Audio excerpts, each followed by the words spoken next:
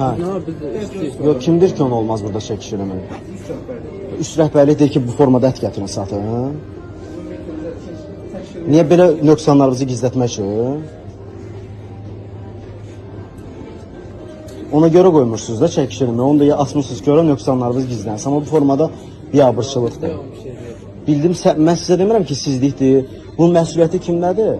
Araz marketdədir. Bu siz burada işçisiniz sadəcə olaraq. Sizin kimi də mən sizə nəsə, çünki siz buradan ödəniş alırsınız qardaşım. Mən sizə bir şey demirəm ki. Siz burada maaşınızı alırsınız, 500-600 min manat maaş alırsınız. 1000 manat vermirsiniz Azərbaycandan, 500-600 manat maaşdır. Mən onu başa düşürəm. 500-600 olur. Hədə mən onu demirəm. Mən özüm şirkət sahibiyəm. Mən Azərbaycanda 5-6 dənə şirkətim var, mənim də işçilərim var. Mən sizin nöqsanı nədən verirəm? Çünki mən Araz marketin müştərisiyəm. Araz marketdən ət alıram. Aldığım ətin qoyulduğu qabı baxın. Bu biabırçılıq deyil. Oradan arabanın içinəcə yükləndi bu. Mən çöldəyimi gələ-gələ görürəm biabırçı bir formada yükləndi. Bunu mən alıram, sonra mən bişirib yeyirəm bu əti. Sizə burada infeksiya yoxdur. Burada cəmaat, 1000 dənə cəmaat əl tutur buradan.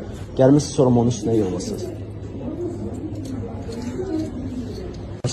Ət gətirmək olmaz. Siz necə yüklədiniz oradan bura? Bundan cəmaat veş daşıyır, düzdürmü?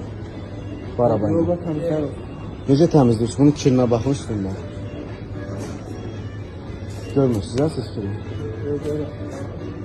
Gördüyünüz şeydir yəni bu. Bu formada ət gətirib satırsınız. Bu da şəbəkəsiz.